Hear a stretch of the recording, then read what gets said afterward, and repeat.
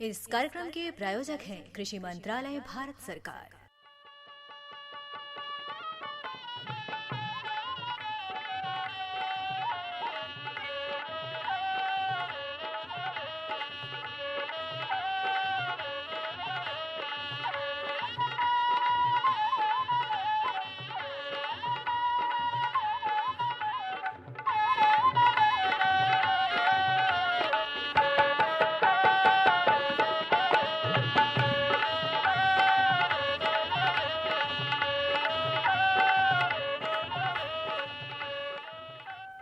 भैया बोला जय जवान जय किसान।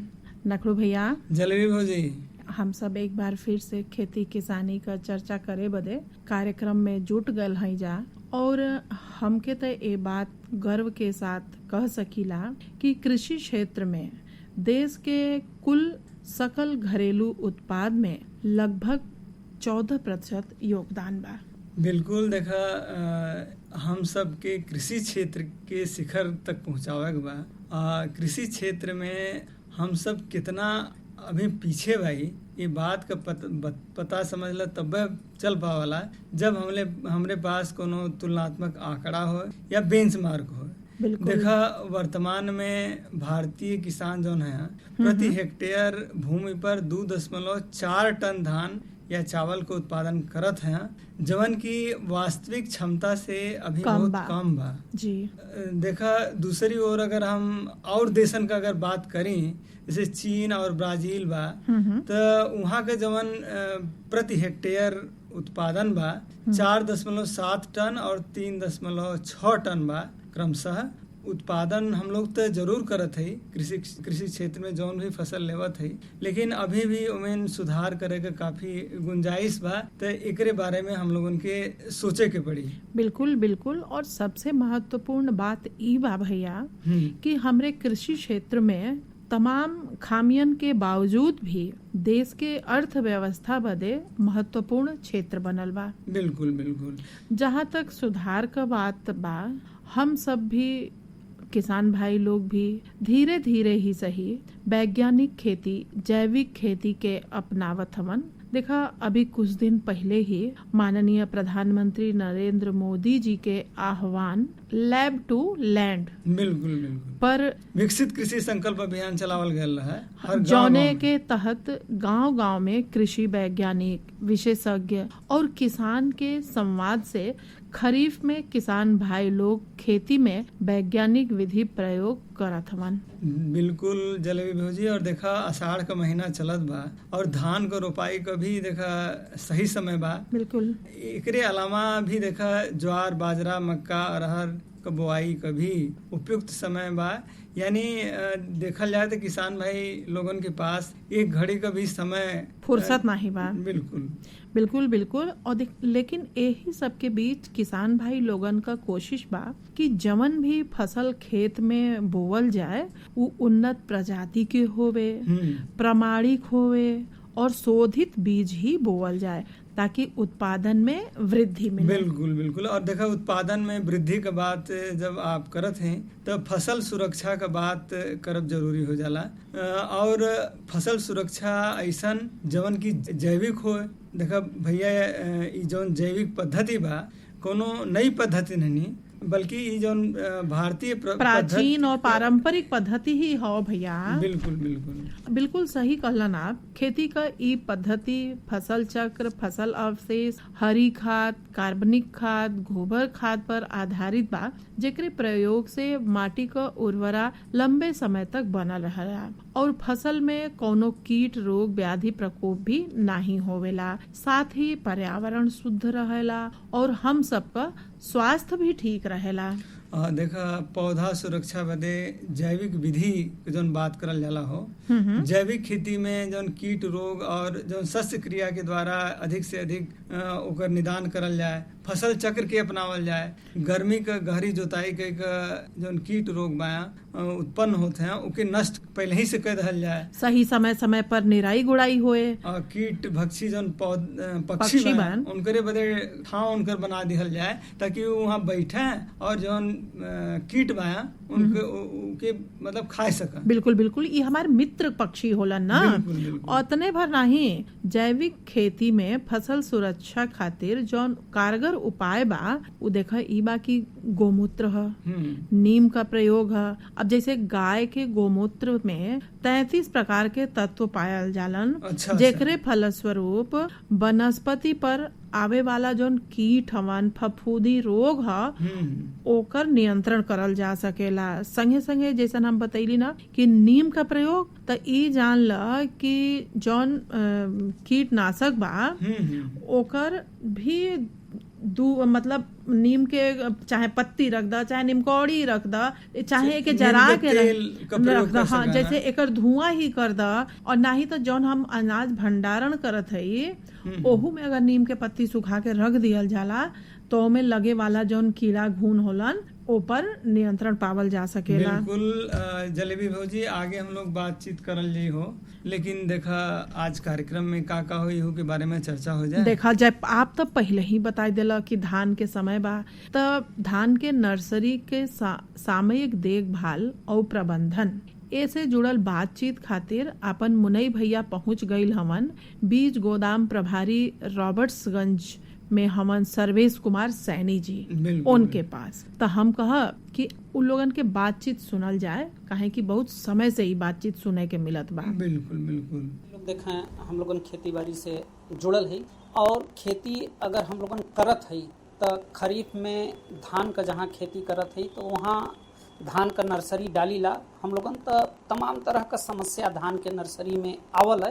तो कैसे हम लोग नर्सरी का सामयिक देखभाल और ओकर प्रबंधन करी, आज एकरे बारे में हम लोगन जानकारी हासिल करब। आज हमार मुलाकात हुई गई राजकीय गोदाम रावर्ट्सगंज में सर्वेश कुमार सैनी साहब से कि जौन की राजकीय गोदाम प्रभारी हुआ आप, और आपसे ही हम लोगन जानब कि नर्सरी में धान के नर्सरी में सामयिक देखभाल कौन कौन हम लोगन रखी। सैनी साहब नमस्कार। नमस्कार, सभी किसान भाइयों को नमस्कार। ये बतावें कि जौन अपन किसान भाई लोग धान का नर्सरी डलले हम, तो धान के नर्सरी डालत के समय सामयिक देखभाल ओकर कैसे करें और कैसे डालें। किसान भाई देखें, धान की नर्सरी बुआई के लिए सबसे जरूरी है कि पहले हम नर्सरी करें, क्योंकि नर्सरी अगर हमारी अच्छी है जी तभी हम अच्छी तरह से रोपाई कर सकते हैं। तो नर्सरी डालते समय हमको विशेष रूप से ध्यान देना है कि उसमें खरपतवार न हो जी, क्योंकि अगर खरपतवार हो जाते हैं तो वो आप रोपाई के साथ धान के साथ खेत में चले जाते हैं, फिर आगे आपको बहुत दिक्कत होती है जी। तो हम ऐसा करें कि नर्सरी में ही खरपतवार का नियंत्रण ऐसे ढंग से कर लें कि रोपाई करते समय हमको ये कठिनाई उठानी न पड़े जी। तो इसके लिए सबसे पहले देखिए जो व्यवहारिक उपचार है कि आप सबसे पहले खेत की अच्छी तरह से गर्मी में गहरी जुताई कर दीजिए जी। उसके बाद एक सिंचाई करने के बाद आप देख लें जो हमारे अवांछनीय खरपतवार वो उग जाते हैं। एक सिंचाई उसके बाद करने के बाद फिर एक जुताई कर दीजिए तो जो घास लगभग आपकी सूख जाएगी जी। इसके बाद नर्सरी आप करने के बाद 15 से 20 दिन बाद अगर आप देखते हैं कि आपकी नर्सरी में खरपतवार आ गए हैं तो इसके लिए आपको कृषि रक्षा इकाई पर या आप किसी विश्वसनीय दुकान से डिस्पाइरिवैक्स सोडियम एक दवा आती है जी, 10 ml की इसकी सीसी आती है और 15 लीटर पानी के लिए पर्याप्त होता है। तो एक अगर किसान भाई इसका प्रयोग करना चाहते हैं तो 15 लीटर पानी में लगभग आपका 3 से 4 बिस्वा खेत जी के लिए एरिया पर्याप्त है। तो अगर कोई किसान भाई नर्सरी में खरपतवार नियंत्रण करना चाहता है तो वो मार्केट में डिस्पाइरिवैक्स सोडियम ये दवा का हम टेक्निकल बता रहे हैं, मार्केट में आपको अलग अलग कंपनियां अलग अलग नाम से बनाती हैं जी जी। अगर आप हमारे सीडी स्टोर पे आएंगे तो वहाँ पर भी आपको ये दवा आसानी से उपलब्ध है। और बीज भंडार पे दवा अगर आप लेने आते हैं तो सबसे बड़ी सुविधा है किसान भाइयों की, इस दवा पर 50% अनुदान की भी व्यवस्था है। अच्छा। और अनुदान पाने के लिए आप पहले से ही अवगत हैं कि किसान को अपना आधार कार्ड, बैंक पासबुक, खतौनी लाना होता है और रसायन का पूरा पैसा दे देगा किसान, और 15 से 20 दिन के अंदर वो सब्सिडी के रूप में जो उसकी अमाउंट है उसके खाते में भेज दी जाएगी। अच्छा, माने अगर आधार कार्ड लेकर अगर अपन किसान भाई लोग आज हैं तो जौन दवा बा उनके उपलब्ध हो जाए जी जी। अच्छा, ये जौन रासायनिक दवा बा एकर उपयोग धान के नर्सरी में कई बार करे के चाहिए? सिर्फ एक बार करना है आपको किसान भाई। 15 दिन की जब आपकी नर्सरी हो जाए जी तो आप स्प्रे करेंगे, स्प्रे करते समय एक बात का विशेष ध्यान देंगे जी कि जहां आप स्प्रे कर देते हैं, छिड़काव कर देते हैं, उधर दोबारा नहीं करना है, क्योंकि दवा का दुष्प्रभाव पौधों के ऊपर भी आ जाएगा तो पौधों में विकास नहीं होगा। तो इस बात का आप विशेष ध्यान देंगे कि जब भी आप छिड़काव करें तो हम देख लें कि हवा उस समय न चलती रहे। जब हवा शांत रहे उसी समय आप स्प्रे करेंगे और उसको दोहराएंगे नहीं। जिस पौधे पे एक बार दवा पड़ गई उसके बाद उस तरफ आपको नहीं जाना है। इस बात का विशेष ध्यान रखेंगे। अच्छा, सब खरपतवार ये दवा से समाप्त हो जाना? जी, इस दवा से सभी प्रकार के, चाहे वह सकरी पत्ती के खरपतवार हो चाहे चौड़ी पत्ती के हो, दोनों तरह के खरपतवार ये दवा स्प्रे करने से तीसरे चौथे दिन आप देखें, चौड़ी पत्ती तो अगले दिन ही मुरझाने लगती है। जो सकरी पत्ती खरपतवार होते हैं वो आपके तीसरे से चौथे दिन वो मुरझाना शुरू होता है, उसका तुरंत प्रभाव दिखने लगता है दवा का। अच्छा सर्वेश कुमार सैनी जी, एक चीज हम आपसे जानल चाहब, जैसे अपन किसान भाई लोग धान का नर्सरी डाला ना, तो ये समय सबसे परेशानी उनके जौन धान में एक अलग वैरायटी जौन करंगा कहल जाला, केहू केहू ओके झरना भी कहला, एकर बहुत ज्यादा प्रकोप है। ऐसे अपन किसान भाई लोग बहुत अधिक परेशान हो, कहे से कि धान के खेती के सबसे अधिक ये प्रभावित करत है।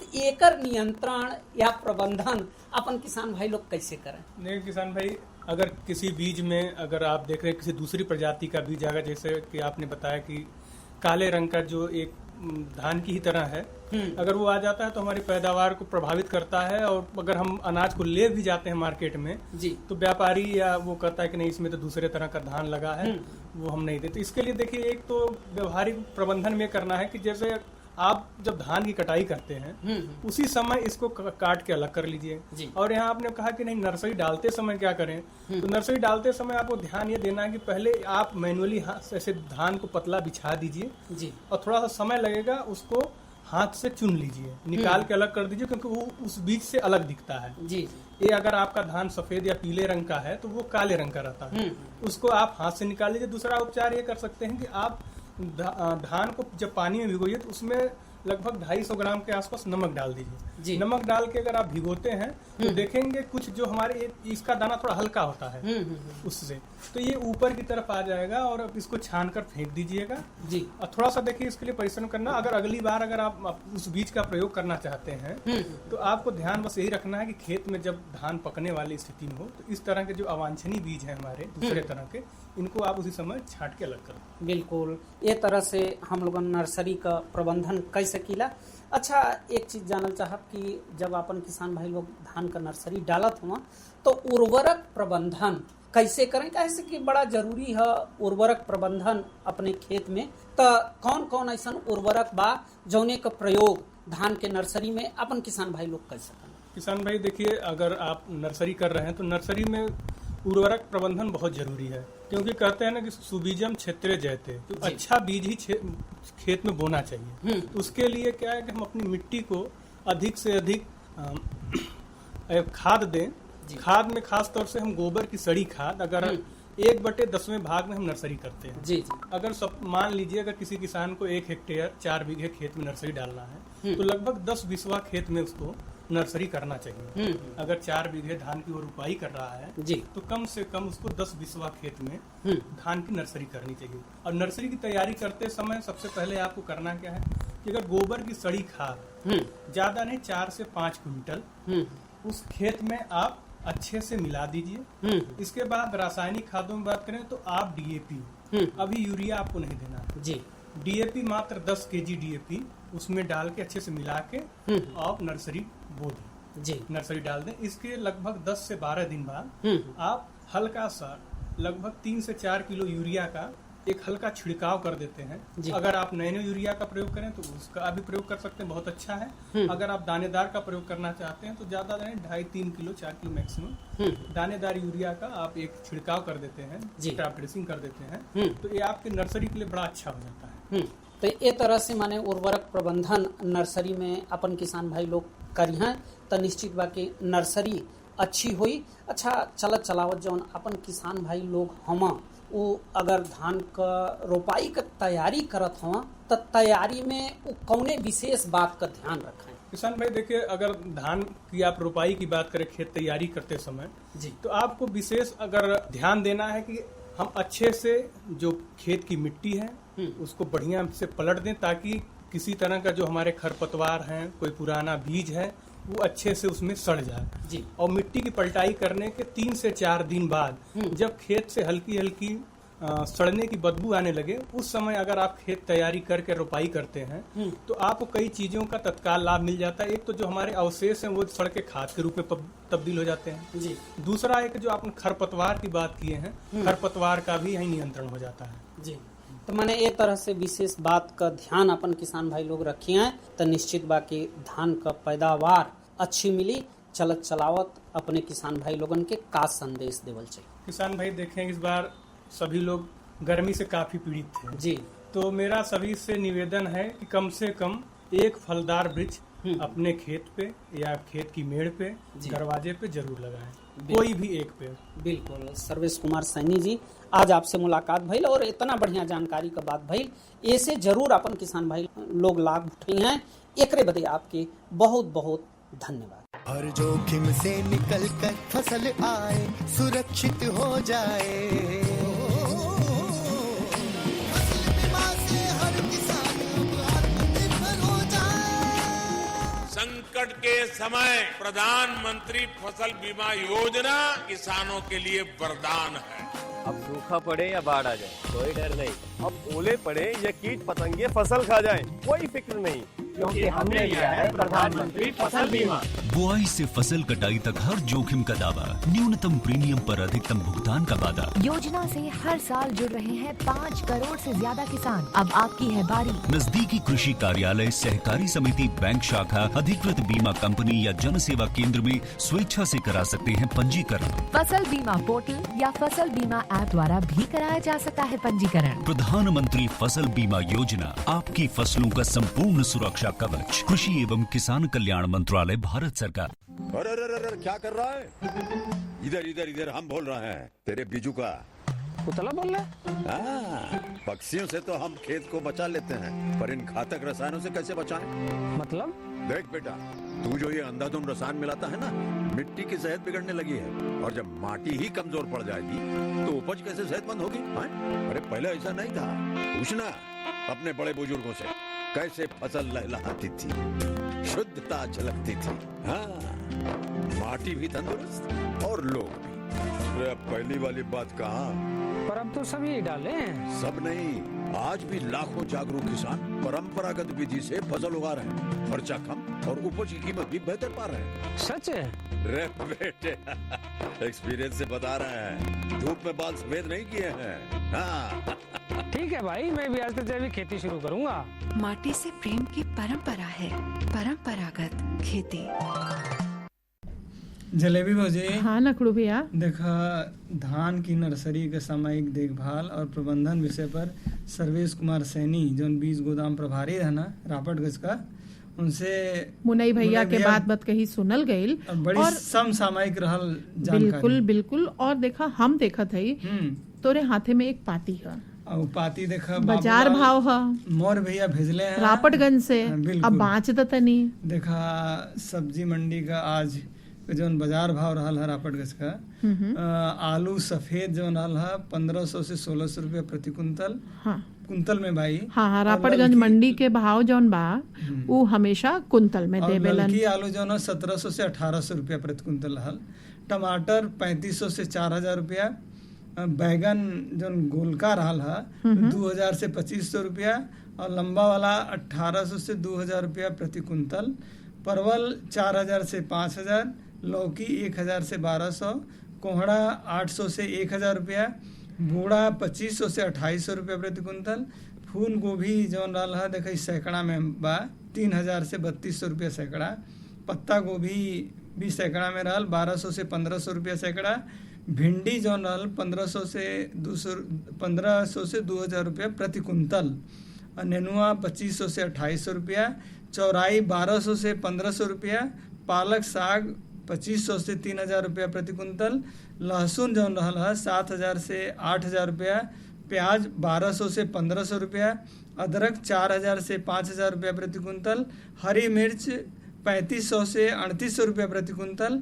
हरी धनिया समझ ला 10,000 से 12,000 रुपये प्रति कुंतल रहा है। नींबू 200 से 250 प्रति सैकड़ा रहा। देखा ई रहल है रापड़गंज मंडी के भाव बाबूलाल मोर भैया के सौजन्य से हम लोगन के समय से प्राप्त हो जाला। तो देखा उन्हू के दिहल जाए धन्यवाद। अपन बैठकी के जौन रिवाज बा मन मनसायन के राम लक्ष्मण और साथी लोगन के एक किसानी गीत के साथ चला सुनल जाए।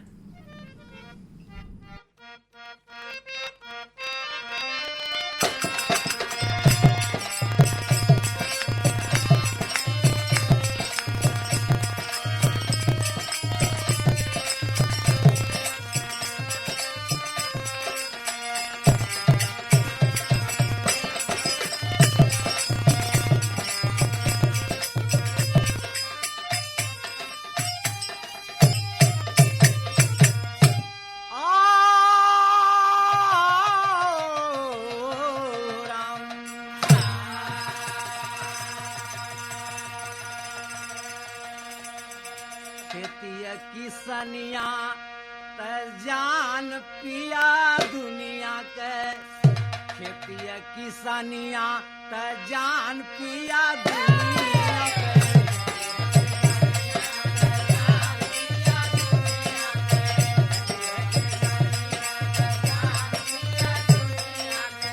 सबसे अलग पहचान पिया दुनिया के, सबसे अलग पहचान पिया दुनिया के।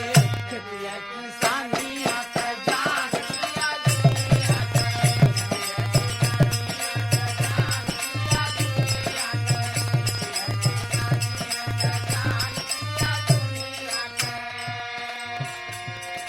घर बैठल बा रोजी रोटी नाही कहीं गुलाम,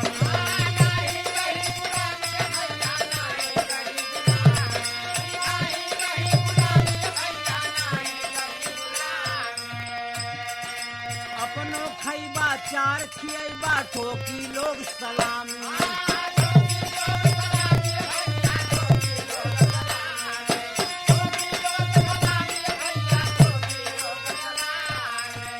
एकरा से बढ़ के सम्मान पिया दुनिया के।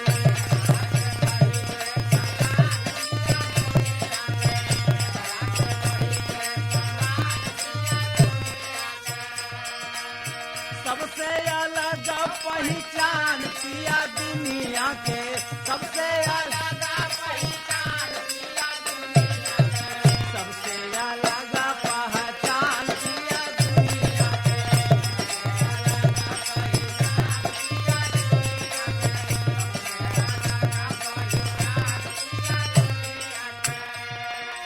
दूध दही अरे मकई रहिला खा के मनवा चंगा।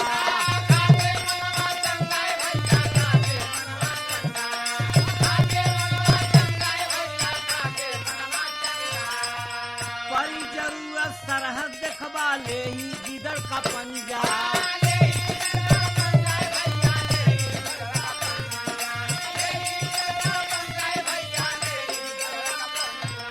अरे बनल रही सेहत मुस्कान पिया दुनिया के, सहतान पिया दुनिया के। खेती किसानिया के जान पिया दुनिया के।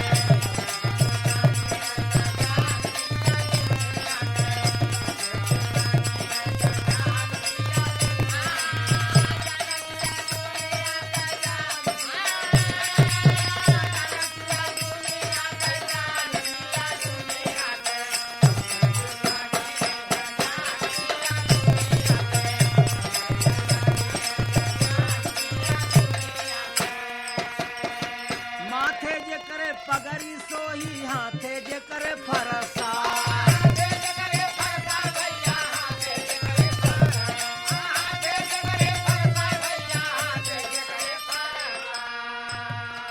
धरती माता मोती उगी है जाड़ा गर्मी बरखा।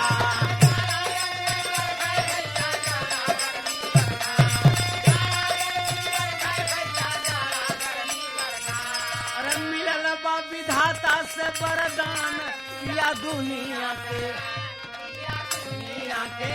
सबसे अलग पहचान पिया दुनिया के।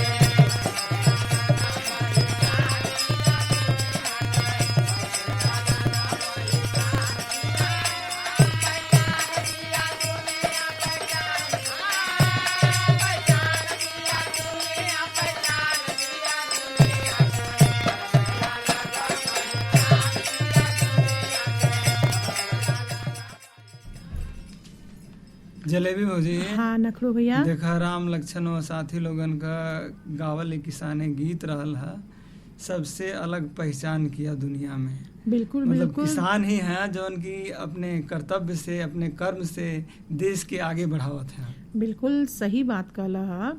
और देखा देश में अगर हम लोगन देखल जाए तो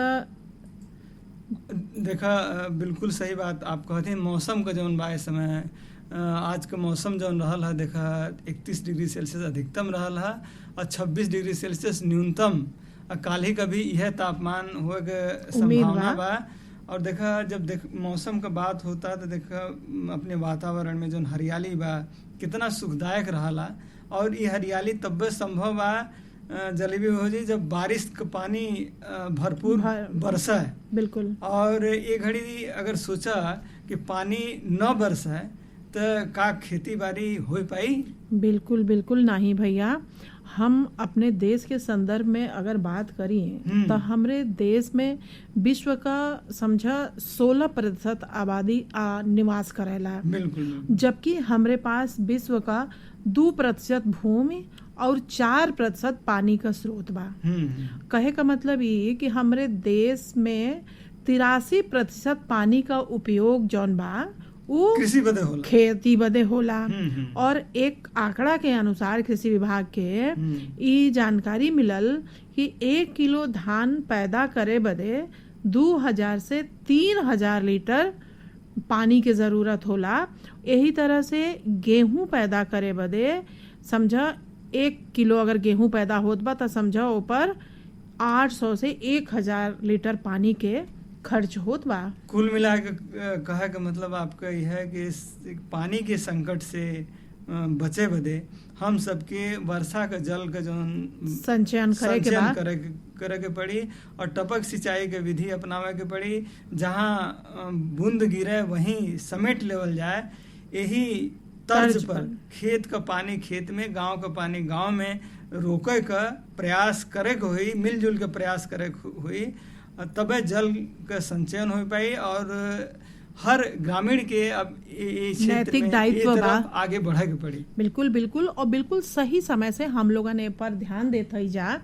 बरसात के मौसम बा और वर्षा के जो जल बा ओके कैसे संरक्षित करल जाए ताकि वर्ष भर पानी के कमी न होए और हरियाली बनल रहे। और पोखरी तालाब में जब पानी बनल रही तो हरियाली के साथ साथ जौन हमार मर मवेशी हमन उन्हों के पानी के कमी न होई।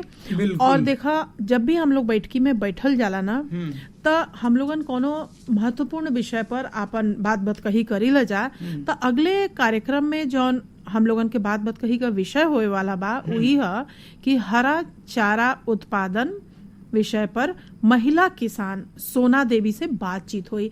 तो सब लोग सुनल जाए, एकरे खातिर आज के बैठकी समेटल जाए। तो भैया बोला जय जवान जय किसान।